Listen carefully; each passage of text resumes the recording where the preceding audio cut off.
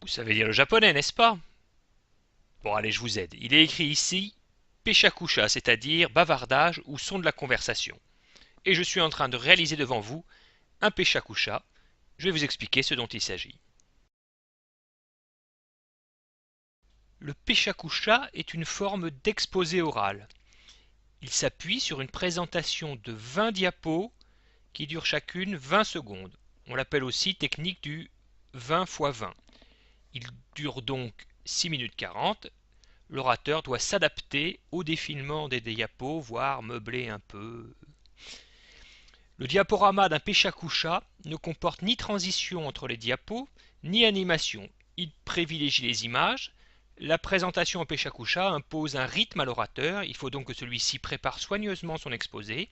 Il n'est pas possible de faire des digressions ou d'ouvrir des parenthèses qui n'en finissent pas de se refermer. Pour un discours, on préconise un débit de 140 à 160 mots par minute. Il faudra donc prévoir pour chaque diapo de 20 secondes environ 50 mots. Pour réaliser un Pechakusha, vous devez d'abord préparer le discours. Il faut éviter les phrases trop longues. L'idéal, ce sont les phrases de moins de 20 mots.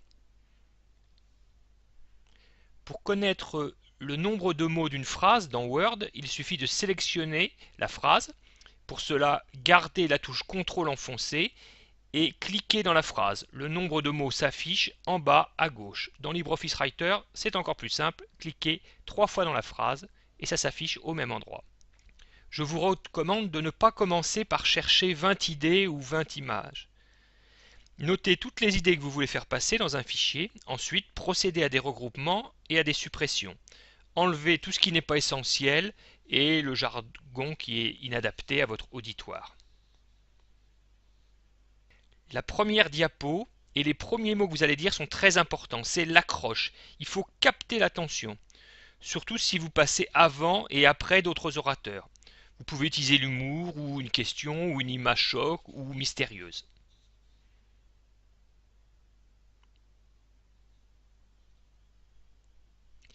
Le diaporama défile donc sans intervention de l'orateur. Il n'est pas question qu'il utilise une télécommande pour faire avancer le diaporama. Le rythme lui est imposé, c'est une des difficultés d'exercice. Il faut s'adapter et parfois on est obligé de faire silence et de meubler avec le risque d'être parfois un peu débordé. Il est possible, avec PowerPoint ou LibreOffice, Impress, de minuter un diaporama pour faire en sorte que chaque diapo s'affiche durant 20 secondes. Si vous ne savez pas comment faire, consultez le point 12 de la formation Présentation assistée par ordinateur à l'adresse indiquée en haut de cette diapo.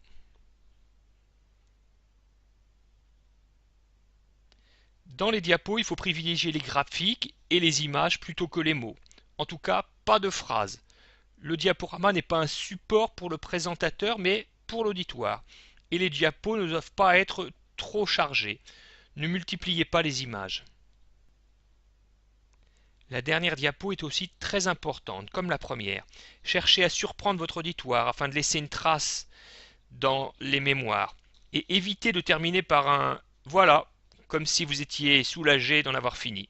Adressez-vous à votre public pour solliciter les questions, par exemple. Durant la présentation, vous avez intérêt à utiliser le mode présentateur. Vous verrez ainsi la diapo en cours, la prochaine diapo et vous pourrez lire vos notes. Cela vous obligera aussi à rester face à votre public au lieu de parler à l'écran. Le mode présentateur existe dans PowerPoint et dans LibreOffice Impress. Le Pechakusha est une alternative aux présentations avec diaporama interminables. Les plus branchés diront que c'est une forme de pitch. Il est utilisé dans l'enseignement, mais aussi en entreprise pour présenter un projet ou un nouveau produit ou service. Il a été inventé par des architectes installés au Japon. L'attention d'un auditoire est limitée et baisse dans le temps. Avec un temps de présentation inférieur à 7 minutes, vous êtes presque assuré d'être écouté du début à la fin. Ce format de présentation vous oblige à vous concentrer sur l'essentiel et à faire preuve de concision. Le Pechakusha oblige également à construire des supports visuels plus épurés, un minimum de texte et des visuels parlants. Vous devez choisir judicieusement les images, ce qui n'est pas toujours facile. C'est finalement une bonne préparation à des présentations assistées par ordinateur, disons classiques. des recherches ont été menées sur l'utilisation du Pechakusha dans l'enseignement supérieur. Par exemple, on a demandé à des étudiants de réaliser une présentation. Ils pouvaient choisir soit une présentation traditionnelle, soit un Pechakusha. Ceux qui ont utilisé le Pechakusha ont réalisé des présentations qui ont été jugées de meilleure qualité.